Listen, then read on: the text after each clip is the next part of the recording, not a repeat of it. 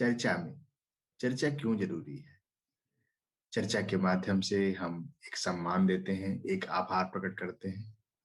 हमसे जुड़ने के प्रति को एक बार चर्चा करके उनके कार्यों के प्रति समाज को बताना, जागरूक करना और उनसे प्रेरणा देकर हजारों नए दीपों को फिर से जलाने के लिए, पुनः चल पड़ने के लिए प्रेरित करना, जीवन में नए लोगों को आत्मीय बनाना और उनसे जुड़कर हजारों लोगों के बीच में एक आत्मीयता का भाव प्रकट करना। आदरणीय शबीना खत्री जी का, जो कि झांसी की रानी नाम से ही हम लोगों को है, इन्होंने झांसी जन्म स्थान को जीवंत रखा है और बहुत सारे लोगों के द्वारा जो उनको उपनाम दिया गया झांसी की रानी, इवन सभी दोनों को इन्होंने अपने साथ रखा है। मुझे बहुत अच्छा लगा कि इन्होंने अपने से खुद बताया और आज इनका स्वागत करके हम सब लोग बहुत धनी हो रहे हैं। हम लोग आगे बात करेंगे। जी जी जी जी। से मेरा नाम सबीना खत्री सभी है, सभी मेरा उपनाम है जी। और झांसी में ही मेरा जन्म स्थान रहा। झांसी में ही मेरी शिक्षा दीक्षा हुई कंप्लीट वहीं पर। वहां से ही मैंने बीए, एमए और एमएड किया। ऐसे बहुत इच्छा थी कि मैं पीएचडी करूं, लेकिन कुछ ऐसे घटनाएं घटती चली गई कि वो उस कार्यक्रम को मैं पूरा नहीं कर पाई। अच्छा, इस बीच 15 साल की अवस्था में आपने अपनी लेखन को शुरुआत किया था। मुझे जहां तक पता है 15 वर्ष की अवस्था में जब आप लगभग 11 में पढ़ रही थी, तब आपकी पहली रचना प्रकाशित भी हुई थी।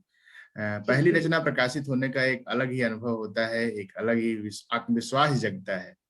वैसा ही कुछ एक कार्यक्रम हम लोग करते हैं। जो लोग लाइव कभी नहीं आए हैं, कभी सम्मेलनों में अपनी बात को नहीं रखे हैं, वैसे ही एक पहला अनुभव देने की शुरुआत डॉक्टर सत्या होपटा करता है। बहुत सारे लोगों को कोशिश करता है कि उनकी। बहुत अच्छा कार्यक्रम है आपका।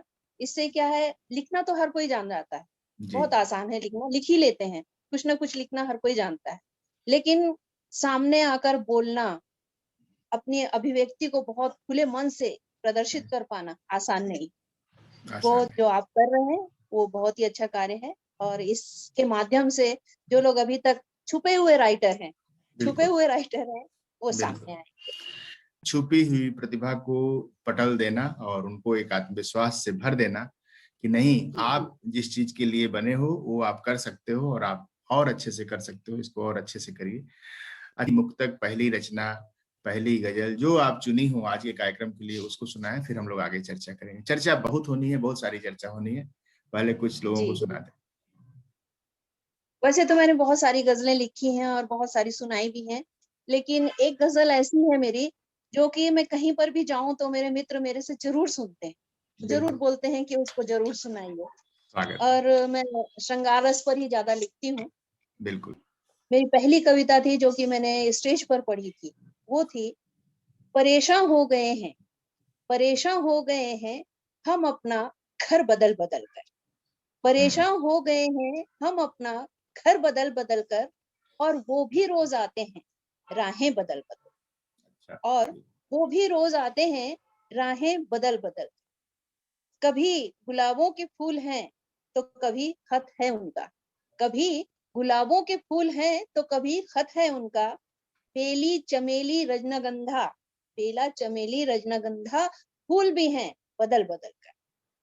दोस्तों से सुना था, दोस्तों से सुना था तरसते हैं वो दीदागिरी को। दोस्तों से सुना था तरसते हैं वो दीदागिरी को। हम भी घर से निकले हिजाब बदल बदल कर। क्या बात, हम भी घर से निकले हिजाब बदल बदल कर। राहों में जब भी देखा, राहों में जब भी देखा एक आस थी निगाहों में, मतलब वो चाहते थे कि कहीं दिखाई दे जाए। राहों में जब भी देखा एक आस थी निगाहों में, आए वो भी हर बार लिबास बदल बदल कर। आए वो भी हर बार क्लास 11 12 की यही हालत होती है लगभग लगभग सबकी। रुक रुक कर देखते हैं, रुक रुक कर देखते हैं हर एक हसीना को वो, रुक रुक कर देखते हैं हर एक हसीना को वो। शायद वो चांद इनमें हो, शायद वो चांद इनमें हो, श्रृंगार बदल बदल कर। क्या बात, बहुत सुंदर, बहुत सुंदर। हमने भी खूब देखा, हमने भी खूब देखा उनका ये तड़पना, हमने भी अच्छा, खूब देखा उनका ये तड़पना, हिजाब के रुक अंदर रुक से, के सांस लेना, रुक हिजाब के रुक के अंदर से, सांस लेना, हिजाब के अंदर पहलू से, बदल बदल कर। हिजाब के अंदर से आपने लोगों को देखा, ये कहना है जी। ना। बहुत अच्छा। चाहत में देखो सभी कितने जतन कर डाले, अब और ना आजमाओ उनको तुम नाम बदल बदल कर। नाम बदल बदल कर, बहुत सुंदर, बहुत सुंदर। और ये श्रृंगार की और एक एक समय की कविता है, एक समय की कविता है। सबके जीवन में ये समय आता है, और जी शब्दों के माध्यम से आपने सभी को एक मौका दिया है पलट कर पन्नों को अपने देखने का, कि कैसे लोगों ने अपने युवावस्था में अपने दोस्तों के प्रति, अपने प्रति थोड़ा सा जीवन को जीवन करने की कोशिश की थी। बहुत अच्छा। जी इसके बाद हम लोग चर्चा कर रहे हैं अर्थशास्त्र की। आपने पोस्ट ग्रेजुएशन अर्थशास्त्र में किया है, और चित्रकला और इसके संगीत की भी आपने रुचि रखी है, वो भी आपका विषय रहा ग्रेजुएशन में, जी लेकिन पोस्ट ग्रेजुएशन में आपने अर्थशास्त्र को चुना। बहुत जी कम लोग अर्थशास्त्र को अपना विषय बनाते हैं, लेकिन आपने अर्थशास्त्र को अपना विषय बनाया। अ, कुछ कम परसेंटेज के लोग, आर्ट में भी बहुत कम परसेंटेज के लोग अर्थशास्त्र को चुनते हैं। उसमें मैथमेटिक्स आता है और कुछ जी कठिनाइयां रहती है, स्टेटिस्टिक्स रहता है, तो उससे जी। लोग बचते हैं लोग। कैसे यह विषय बना आपका? मैं जब 9th में थी, क्योंकि हमारे समय में यूपी में आज भी वैसे इंटर कॉलेज है, उसके बाद बीए और फिर एमए है। तो हाँ। जब मैं 9th में अपना विषय चुनी, तो उस समय मेरे को संगीत के प्रति ज़्यादा लगाव था, तो मैं संगीत को चुनी थी। लेकिन धीरे-धीरे, क्योंकि उसमें सब्जेक्ट चुनने थे, तो इकोनॉमिक्स भी मैंने लिया था। तो इकोनॉमिक्स जो था, उस समय धीरे-धीरे थोड़ा घर बनाने लग गया था दिमाग के अंदर। अच्छा, स्टैटिस्टिक्स। धीरे-धीरे उसके जी, उस धीरे-धीरे उसके प्रति मेरा लगाव बढ़ता चला गया, और इसी बीच जो है मैं सर्विस में भी आ गई। विवाह सर्विस के में भी आ बाद गए। अच्छा, जी, सर्विस में। विवाह के बाद मैंने एमए किया था और बीएड किया था। तो जी। इस समय तक जो है दिमाग में मेरे अर्थशास्त्र जो है वो धीरे-धीरे घर करने लग गया था। मतलब मेरे को रुचि आने लग गई थी उसमें। हम्म, उपयोगिता, हास नियम वगैरह जो थे, वो नियम जो थे वो मेरे को काफ़ी रुचिकर लगने लग गए थे। तो इस हम्म, तरह मैं धीरे-धीरे जो थी अर्थशास्त्र की तरफ आकर्षित होने लगी।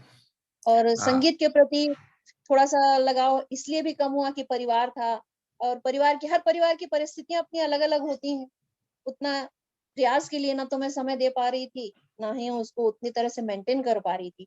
इसलिए हम्म। मेरा रुझान जो था वो अर्थशास्त्र की तरफ धीरे-धीरे चला गया। और एक फिर माँ मैं बनी, एक माँ बनी, एक मासी बनी। जी, अर्थशास्त्र माँ बनी, जिसने खूब ढेर सारा नाम कमवाया, इज्जत प्रतिष्ठा दी। बहुत सारी पुस्तकों को आपने लिखा, बहुत सारे छात्रों और अध्यापकों के बीच में अर्थशास्त्र के माध्यम से आपको जाना गया, पढ़ा गया। आपकी पुस्तकों को, आपने अर्थशास्त्र पर पुस्तक भी लिखी, जिसको बहुत सारे बच्चों ने अपने जीवन में अपने हथियार के रूप में बनाया, अपनी पुस्तक बनाया और उन पुस्तकों पर अपना नाम लिखा। निश्चित रूप से आपके द्वारा समझाए गए जो प्रमेय रहे होंगे, सिद्धांत रहे होंगे, वे बहुत सारे लोगों के काम आए होंगे। और अब संगीत और साहित्य एक मौसी की भूमिका निभा रही है, आपको सम्मान देने में, आपको प्रतिष्ठा देने में, आपको जगह-जगह मंच पर सम्मानित किया जाता है।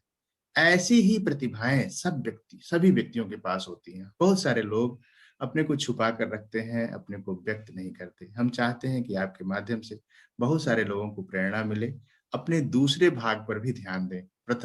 प्रथम भाग आपकी रोजी-रोटी के लिए बना था। हमारे लिए भी ये विज्ञान वही है। लेकिन साहित्य और इस तरह के कार्यक्रम जिसमें हम लोगों से मुखातिब होते हैं, उनको मिलते हैं, उनसे बात करते हैं, ऐसे ही दूसरा आयाम सभी के जीवन में होता है। उन पहलुओं पर थोड़ा ध्यान देना चाहिए। क्या होता है कि हर इंसान चाहता है कि आगे आए, कुछ बोले, कुछ बताए, कुछ लिखे, कुछ सुनाए, लेकिन हर इंसान ऐसा कर नहीं पाता। बिल्कुल। धीरे-धीरे जैसे-जैसे उसको पटल में मिलता जाता है स्थान, वैसे-वैसे वो अपना विकास करता है। मेरे साथ भी हुआ वैसे।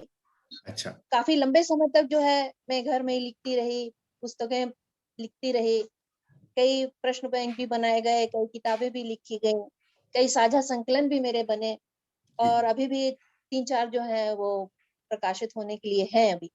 हम्म, धीरे धीरे वो प्रक्रिया चल रही है, लेकिन मेरे को असली जहां से मैंने शुरुआत की वो हम्म, उत्तराखंड से की। उत्तराखंड उत्तराखंड। की, जी, उत्तराखंड में देहरादून जो है, वहां से हम्म, मेरी शुरुआत हुई।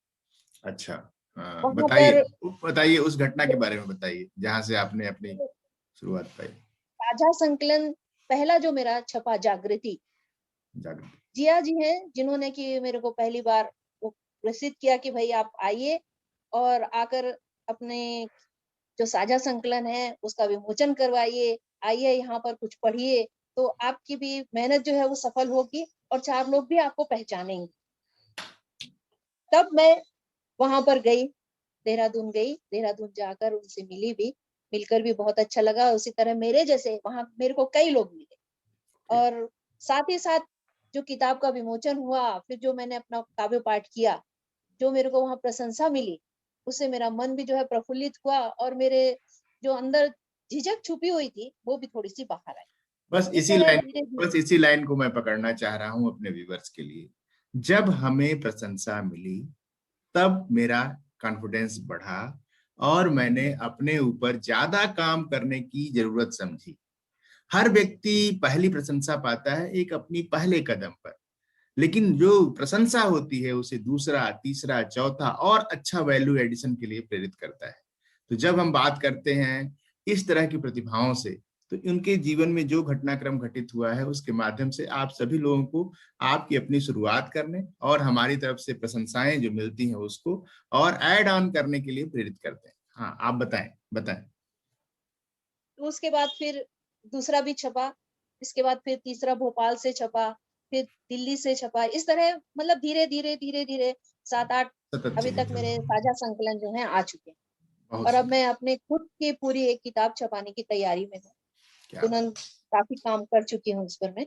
कुछ पन्नों तो से इस तरह। कुछ पन्नों से चलकर पूरी पुस्तक बन जाने की प्रक्रिया का नाम है डॉक्टर सबीना खत्री। डॉक्टर तो मैंने अपनी तरफ से लगाया है। जो पीएचडी करने की अभिलाषा आपके मन में है वो कहीं ना कहीं पूरी होगी, बिल्कुल पूरी होगी। आप अपना रजिस्ट्रेशन कराइए कहीं ना कहीं।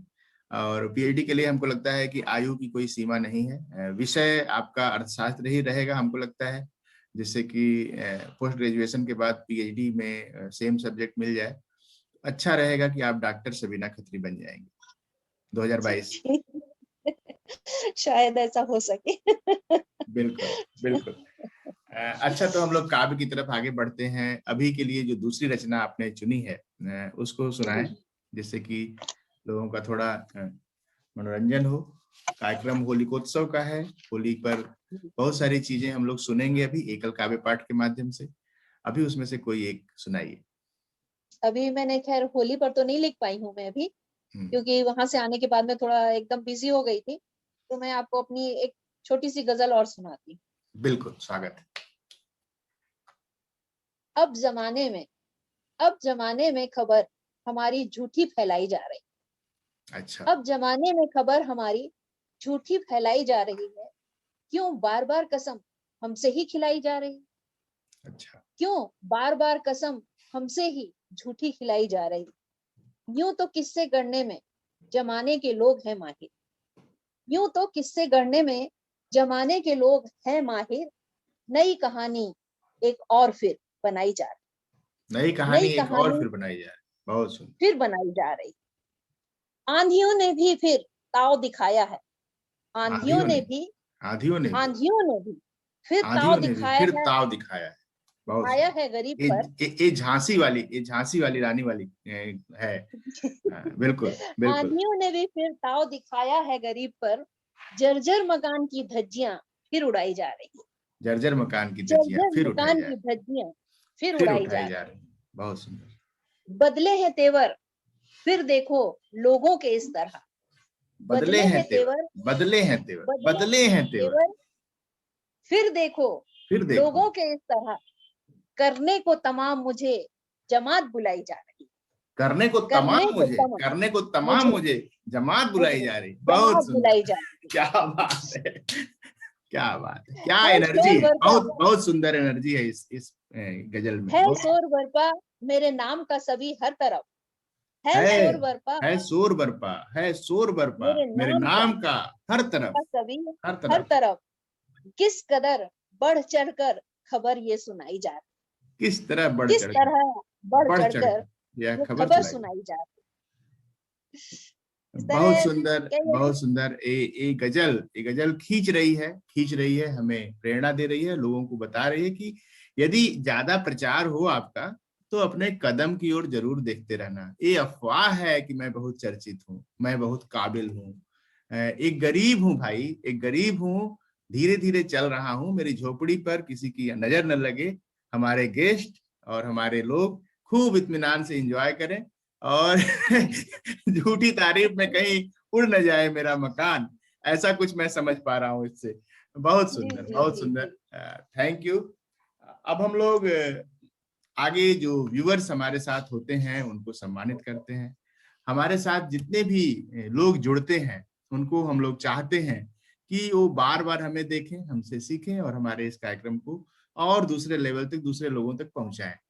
यहाँ कार्यक्रम में जितने लोगों का नाम यहाँ चल रहा है वे सारे लोग पिछले कार्यक्रमों को खूब ढेर सारा प्यार और कमेंट दिए हैं। मैं कोशिश करूंगा कि आप सभी लोग जो देख रहे हैं उनके भी नाम यहाँ अगले कार्यक्रम में आए। अपने कमेंट से हम लोगों को बताइए कि आप लोगों ने कार्यक्रम को देखा, और अपने कमेंट में आपकी अपनी बात जो हो उसे जरूर लिखिए। बहुत अच्छा। अपने माता पिता के बारे में यदि आप बताना चाहें, अपने परिवार के बारे में बताना चाहें, अपने मित्रों के बारे में बताना चाहें तो जरूर बताइए। मेरे पापा जो थे वो फौज में थे, ओके। और मम्मी जो थी वो हाउस वाइफ थी। Okay. तो हम लोग का जो वातावरण था वो काफी खुला हुआ था घर का, मतलब किसी चीज की रोक टोक नहीं थी हम लोग के ऊपर में। मित्र मंडलियां भी थी, और सब मित्र मंडलियां उस समय मेरी जो थी वो क्योंकि संगीत की तरफ ज्यादा था तो संगीत से ही जुड़ी हुई मित्र मंडलियां थी। अच्छा। उसी समय लिखने का शौक चढ़ा था, वहीं से शुरुआत हुई थी मेरी। तो धीरे धीरे लिखते लिखते आज आपके सामने है। हम्म। मित्रगण जो अब यहाँ मिले मेरे को, वो हम्म। सभी मेरे साहित्यिक क्षेत्र से जुड़े हुए, इसलिए मेरा रुझान जो है वो साहित्यिक क्षेत्र की तरफ मतलब कुछ ज्यादा ही हो चुका है। अब बिल्कुल। पूरी तरह से समर्पित हो चुकी हूँ मैं उसके लिए। गुजरात में आपका ससुराल है। आपने गुजरात में जी, कहाँ से, गुजरात में कहाँ से, कहाँ से? पोरबंदर से। पोरबंदर गांधी से। जी के। जी गांधी जी के तीन बंदर, पोरबंदर। तो वहां से आपने अपना अपना अनुभव कुछ वहां का बताइए, जिससे कि लोग समझ सकें गुजरात के बारे में भी। गुजरात क्या है, वैसे तो बहुत अच्छी जगह है, गांधी जी के बारे में सभी जानते हैं। उनकी जन्मस्थली है, वो कर्मस्थली भी है एक हिसाब से। और वहीं मेरे हस्बैंड का जो है जन्मदिन भी हो, वहीं जन्म हुआ है उनका। तो हम्म। पूरा परिवार जो था वो वहीं से रहकर कार्य अपना कर रहा था। लेकिन धीरे धीरे जो है, जब आदमी के रोजी रोटी के सवाल उत्पन्न होते हैं तो आदमी फिर माइग्रेट कर गए, माइग्रेट कर गए। आवाज जा रही है, आवाज कट गई पूरी तरह से। आवा, वहीं से इन्होंने अपनी सर्विस भी पूरी की। बालको में सर्विस करते थे पहले, फिर उसके से बाद इस बात को, ये इस जो बात है। को, इस बात को फिर से, इस बात को फिर से कहिएगा। अ, जी, जब ये गुजरात से आए तो बालको में आकर इन्होंने सर्विस की। अच्छा। बालको एल्युमिनियम कंपनी है। हाँ। जी हाँ, वहाँ सर्विस किए। लेकिन वो सर्विस कुछ ज्यादा दिन तक नहीं किए, और फिर अपने खुद के बिजनेस में आ अच्छा। कंस्ट्रक्शन कार्य किए। और अब जो है ये मोबाइल के क्षेत्र में है, मोबाइल की अच्छा। होलसेल की अपनी शॉप है, उसी अच्छा। में कार्य करते हैं। बहुत बहुत अच्छा। तब और तो अब तो काफी अच्छा उनको मैन पावर भी मिला होगा, बहुत सारे मित्र होंगे, लोग होंगे आपकी कविताओं को, आपकी गजलों को सुनते हैं, सुनाते हैं लोगों के बीच में। बिल्कुल बिल्कुल, सब लोग बहुत खुश होते हैं। अच्छा। और जब भी मौका मिलता है तो मित्र मंडलियां चालू हो जाती हैं। अच्छा। काफी मतलब कार्य होता है। परिवार परिवार अप्रिशिएट करता है इन सारी चीजों को, और इसके बाद हम लोग एक अच्छा इन्वायरमेंट क्रिएट कर पाए हैं आपस में, जिससे कि एक अच्छी चीज समाज को हम दे सकें। हमें बहुत अच्छा लगा सबके बारे में जानकर। अब हम लोग प्रबोध प्रकाशन के विषय में, जो अर्थशास्त्र की किताबें आपने लिखी थी उसके विषय में लोगों को बताना चाहेंगे, उसके बारे में कुछ बताइए। क्योंकि मैं काफी लंबे अरसे तक अर्थशास्त्र से जुड़ी थी, तो प्रकाशक अक्सर देखते हैं कि हाँ कौन कितना अनुभवी है। तो उनको एक किताब को लिखने के लिए एक अच्छे राइटर की जरूरत पड़ी, तो उन्होंने मेरे से संपर्क किया और संपर्क करके उन्होंने पूछा कि क्या ये कार्य को मैं कर सकती हूँ, तो हम्म। मैंने उनसे एग्री किया और कितना समय उसके बाद लगा आपको उस पुस्तक को पूरा करने में? लगभग लगभग 2 साल लगे।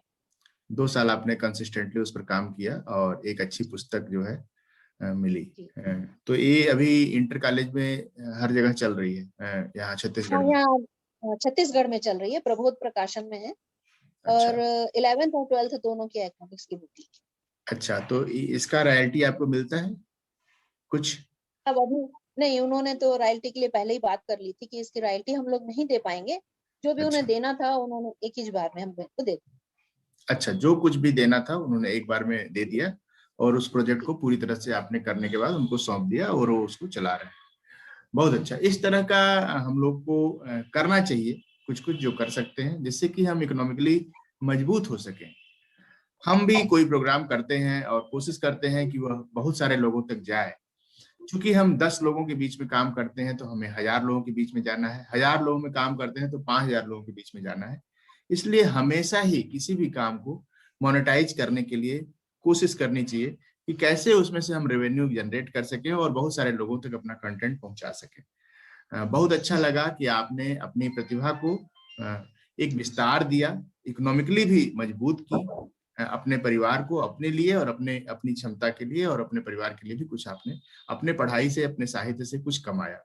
ऐसी ही प्रेरणा बहुत सारे लोगों को हम देना चाहते हैं। जो भी साझा संकलन, जो भी रचना, जो भी चीज, अगर आप पूरी पुस्तक नहीं लिख सकते तो साझा संकलन पर आइए, शुरुआत करिए, धीरे धीरे चल के आपकी एक पुस्तक भी बन सकती है। बहुत अच्छा लगा।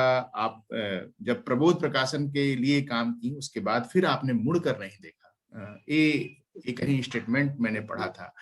इसका मुड़ के ना देखने का जरा सा मतलब बताइए, जिससे कि लोग समझ सकें कि उसके बाद आपने क्या क्या किया। फिर उसके बाद मैंने बहुत सारे प्रश्न बैंक लिखे, काफी अच्छा। सारे प्रश्न बैंक, यानी कि कम से कम नहीं लिखे होंगे तो 20-22 तो लिखी हूँ।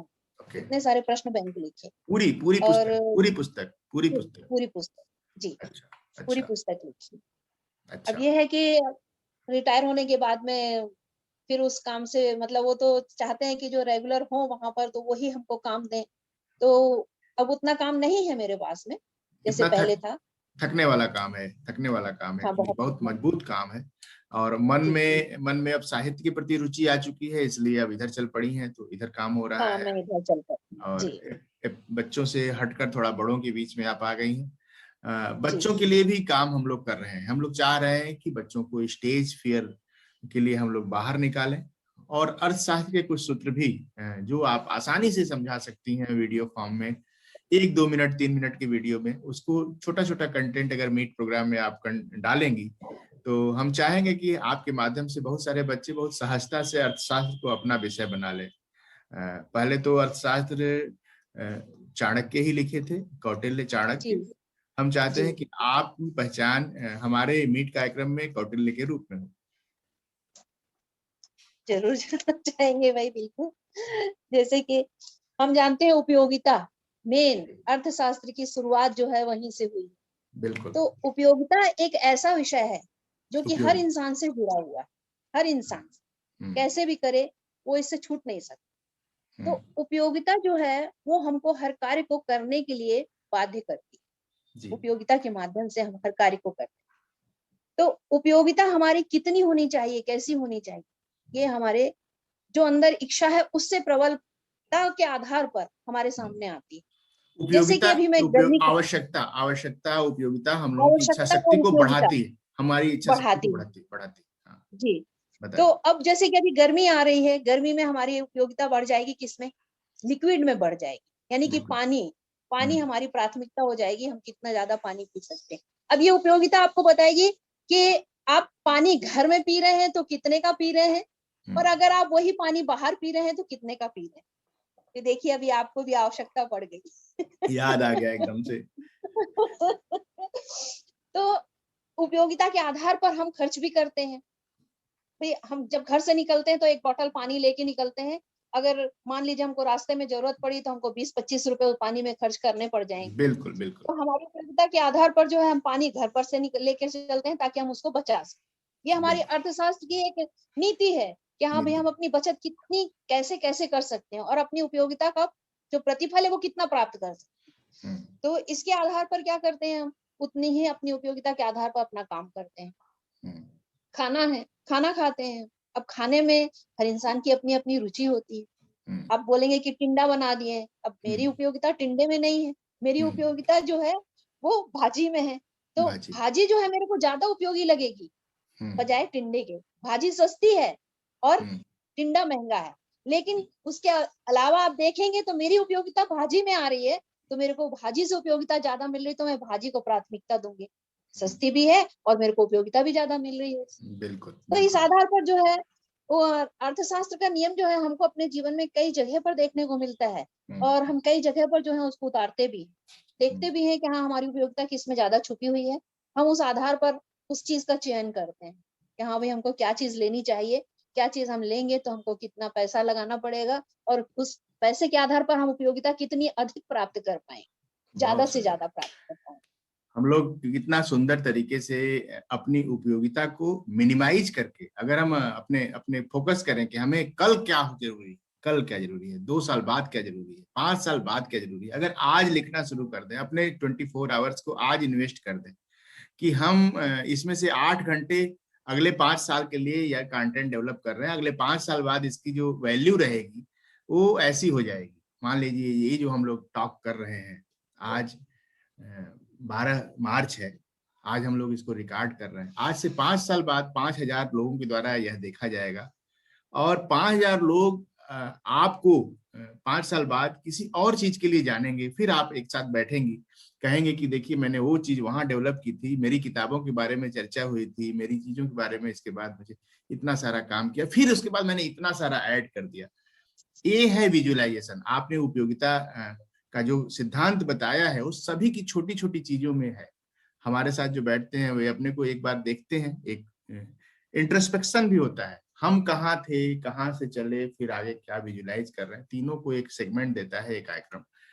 बहुत अच्छा लगा आपके साथ जुड़कर। कोई एक रचना जो आप सुनाना चाहें अभी उसको जरा सुनाएं, फिर हम लोग धीरे धीरे समापन की ओर बढ़ेंगे।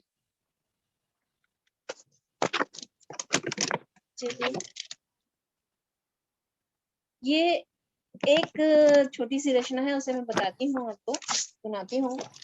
बिल्कुल। वो हमारे हैं, वो हमारे हैं, एहसास दिलाएं तो सही। वो हमारे हैं, एहसास दिलाएं तो सही। मुस्कुराकर कभी हमें पास बुलाएं तो सही। मुस्कुराकर कभी हमें पास बुलाएं तो सही। यूं तो रिश्ते वही निभते हैं जो हैं यारी के। यूं तो रिश्ते वही निभते हैं जो हैं यारी के। हम भी तो उनके हैं, ये रब्त निभाएं तो सही। अच्छा। रब्त यानी कि जो रिश्ता है उसको निभाएं तो सही। अच्छा। हमने तो सौंप दिया, हमने तो सौंप दिया सुबह का सूरज उनको। हमने तो सौंप दिया सुबह का सूरज उनको। शाह रातों को मुकद्दर से मिटाएं तो सही। शाह रातों को मुकद्दर से मिटाएं, मुकद्दर से मिटाएं तो सही। जी। देखना अब्र से अब होगी वफा की बारिश। अब्र से, देखना अब्र से, यानी अब्र कि मीन्स आसमान से, आसमान से, आसमान से। देखना अब्र से अब होगी वफा की बारिश। प्रेम के गीतों के सुर खुलकर वो गाएं तो सही। क्या बात प्रेम है। के गीतों के सुर खुलकर वो गाएं तो सही। हम तो अब राह में आंखों को बिछा बैठे हैं। हम तो अब राह में आंखों में बिछा बैठे हैं। अपने होठों पर हंसी आएगी, अपने होठों पर हंसी आएगी, वो आए तो सही। ये सारी बातें आपके लिए कही जा रही हैं, मेरे लिए नहीं, ये सब विजुअर्स के लिए है। आप सभी लोग अच्छे अच्छे कमेंट करिए, देखिएगा फिर आपका नाम लेकर ये पढ़ा जाएगा, यही कविता पढ़ी जाएगी, यही गजल पढ़ी जाएगी आपका नाम लेकर। आप लोग कमेंट करिए। बिल्कुल, बहुत सुंदर। इश्क में हुस्न को फना होना सभी लाजमी है। इश्क में हुस्न को फना होना सभी लाजमी है। हुस्न के नाजो अदा बढ़ के उठाएं तो सही। हुस्न के नाजो अदा बढ़ के उठाएं तो सही। क्या वो बात! हमारे हैं, ये एहसास दिलाएँ तो सही। बहुत सुंदर, बहुत सुंदर। आपने अपने नाम का भी प्रयोग किया है, सभी, सभी को आपने जी, डाला है बीच में और जी, बहुत जी। सुंदर, बहुत सुंदर। इस कार्यक्रम के माध्यम से हम सभी व्यूअर्स को चाहते हैं कि वे अपने जीवन में जिस तरह की जो उनको प्यार करते हैं, जो भी उनको प्यार करते हैं, उनके प्रति थोड़ा-सा पलट कर देखें और उनकी बात को समझें कि निश्चित रूप से एक क्लेम बनता है इस गज़ल के माध्यम से कि आप सभी लोग जिसके भी प्रति अनुराग रखते हैं, उनको ज़रा एहसास दिलाइए। थोड़ा-सा उनके पास जाइए, उनके बारे में थोड़ा सोचिए क्योंकि वे वेट कर रहे हैं आपका, वे इंतज़ार कर रहे हैं और इस तरीके से हम सब लोग इस बहुत अच्छी कार्यशाला के माध्यम से बहुत सारी चीज़ों को प्रस्तुत करने की एक कोशिश किए हैं। आप सभी लोग भी अपनी बातों को यहाँ रख सकते हैं और आज जिस बच्चे का जन्मदिवस है, उसका नाम है शिवाय। वो मेरा बच्चा है बैंगलोर में। हम चाहेंगे मेरे छोटे भाई के बच्चे को शिवाय को आप ज़रूर अपना आशीर्वाद दीजिए जिससे कि उसको खूब सारी प्रेरणा मिले। बहुत जन्मदिन की शुभकामनाएँ, हार्दिक शुभकामनाएँ हैं उनके साथ में। ईश्वर उनको खूब तरक्की दे, माता-पिता का नाम गौरवान्वित करने का मौका दे। बहुत-बहुत आगे जाएँ। Thank you ma'am, thank you. हमको लगता है और कोई बात अगर कहनी हो तो आप ज़रूर कहिए। बस जीवन है, चल रहा है आगे और सबके लिए कहना चाहूँगी कि जिस तरह से आज हम सामने आए हैं, उस तरह से जो छुपे हुए लोग हैं, जो हुँ, लिखते हैं, पढ़ते हैं, सुनाना चाहते हैं, कुछ दिल की बात करना चाहते हैं, तो वो आपके साथ जुड़ें। बताएँ कि हाँ, हम भई सामने आना चाहते हैं, तो इसके माध्यम से वो सामने आ सकेंगे, दिल की बात कर सकेंगे अपनी बच्चियों के बारे और में अपनी बच्चियों के बारे में शायद उनको अच्छा लगे।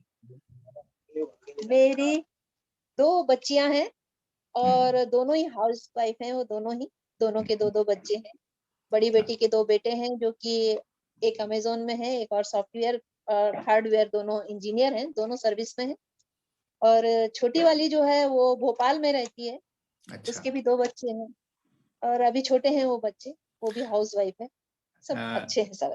सभी नाती आपको मदद करते हैं अपनी नानी को, ढेर सारी जी, कविताओं को तो जी। सुन नहीं पाते होंगे, इतनी रुचि नहीं है, इतनी स्थिरता बच्चों में नहीं है कि सारी रचनाएँ वे पढ़ें और सुनें। लेकिन फिर भी जी, जी। जो जो ऑडियंस आपको एप्रिशिएट करती है, उनको देखकर उनको लगता होगा कि ज़रूर मेरी नानी बहुत सारा काम अच्छा कर रही हैं, जिसके कारण उनको ढेर सारा प्यार और सम्मान मिल रहा है। ऐसी जी, ही जी। भावनाओं की रचना करने के लिए हम सब लोग एक बार पुनः फिर आपसे चर्चा करेंगे, जुड़ेंगे। आज के लिए विदा, सादर प्रणाम। धन्यवाद।